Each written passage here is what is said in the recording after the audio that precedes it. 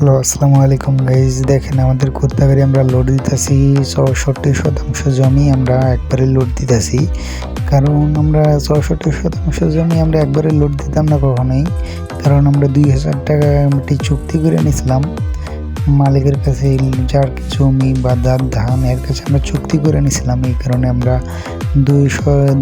২ টিপের মাল একবারে নিয়ে যেতেছি।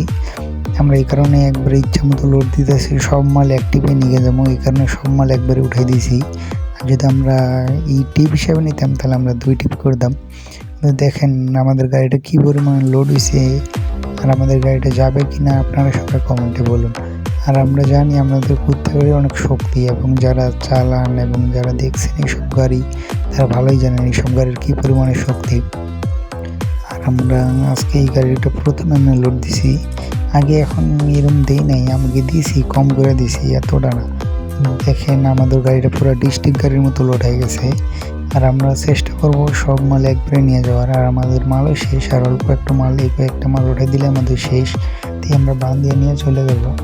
কিন্তু আমাদের গাড়িটা দেখেন কি পরিমাণে লোড হয়েছে, আমরা ছাদে সহ লোড দিছি, মানে কোনো জায়গা বাকি রেখেনি। দেখেন আপনারা, আমরা ও গাড়ির ছাদ ও জায়গা বাকি রেখেনি, ছাদটা সহ লোড দিয়ে দিছি একবারে। দেখেন আমি ঘুরে ঘুরে দেখতেছি, পুরো ভিডিওটা দেখেন কি পরিমাণে লোড দিছি আমরা।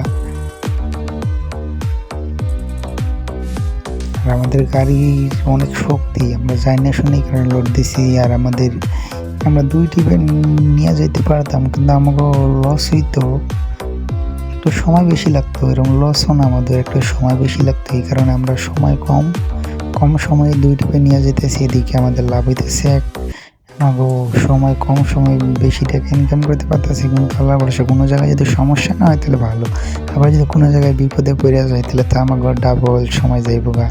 2 টিপের জায়গায় আমরা 4 টিপ করার সময় চলে যাইব, বুঝতেছেন?